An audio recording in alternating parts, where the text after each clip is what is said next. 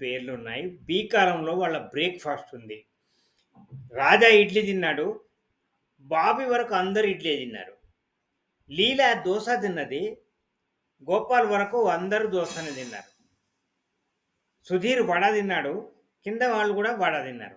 ఈ మిగతా blank columns అన్నీ వాళ్ళందరూ అవే తిన్నారు కాబట్టి, ఆ మొదటి ఐదుగురు ఇడ్లీ, ఇడ్లీ, ఇడ్లీ అని మనం టైప్ చేయకుండా ఆటోమేటిక్‌గా రావాలి. అదేవిధంగా దోస, దోస, దోస అని టైప్ చేయకుండా, వడ, వడ అని టైప్ చేయకుండా రావాలి. ఎట్లా?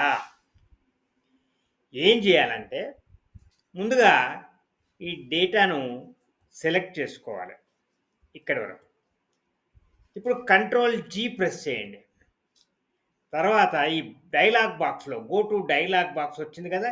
దీనిలో స్పెషల్ క్లిక్ చేయండి. ఇప్పుడు ఇక్కడ గో టు స్పెషల్ డైలాగ్ బాక్స్‌లో బ్లాంక్ సెలెక్ట్ చేయండి. ఓకే. ఎంటర్ చేయండి. బ్లాంక్స్ అన్నీ